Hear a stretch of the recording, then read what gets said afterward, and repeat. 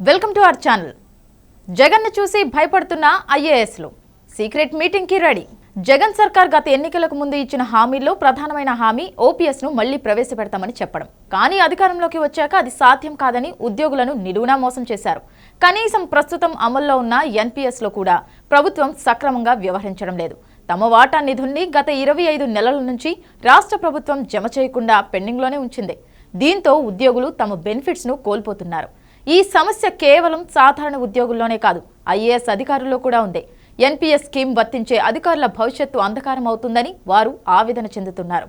ఉద్యోగులు మాట్లాడుకునే అంశాల్లో దీనిపైన చర్చలు నడుస్తున్నాయి. తమకు రావాల్సిన బెనిఫిట్స్ ను దారి తప్పించి మరీ ప్రభుత్వం ఆ నిధులను ఇతర అవసరాలకు మళ్లిస్తోందని వారు ఆవేదన చెందుతున్నారు. అధికారులు ఐఏఎస్ల సంఘాలు పెట్టుకునే మీటింగ్ లో కూడా అందరూ ఇదే అంశం గురించి మాట్లాడుకుంటున్నట్లు తెలుస్తోంది. సోమవారం కూడా ఐఏఎస్ అధికారుల సంఘం సమావేశం జరగాల్సి ఉంది. దాంట్లో ఈ అంశాన్ని అజెండాగా చేర్చి చర్చించాలని కొందరు సూచనలు చేస్తున్నారు. అయితే అలా చేస్తే ప్రభుత్వం మరింత సమస్యలు ఎదురవుతాయని మరికొందరు అధికారులు జంకుతున్నారు. ఆ విషయాన్ని బహిరంగ చర్చకు పెట్టొద్దని అంటున్నారు. టేబుల్ ఎజెండాగా చర్చిద్దామని, ఇలాంటి సున్నిత విషయాలను అజెండాలో పెట్టకుండా ఉండటమే మంచిదని సూచించారు. అప్పుడు కూడా దీనిపై పెద్దగా చర్చలు చేయకుండా, ఎక్కువ ప్రచారం లేకుండా ముగించాలని చెప్పుకున్నారు. అయితే ఈ అంశంపై మీడియాలో వార్తలు రాకుండా చేయాలని ఇంకొంతమంది అన్నారు.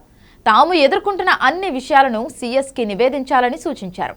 2004 సెప్టెంబర్ 1 తర్వాత గవర్నమెంట్ ఉద్యోగం వచ్చిన అందరికీ సిపిఎస్ వర్తిస్తున్న సంగతి తెలిసిందే. అధికారంలోకి వస్తే దాన్ని రద్దు చేస్తామని జగన్ చాలా బలమైన హామీ ఇచ్చారు.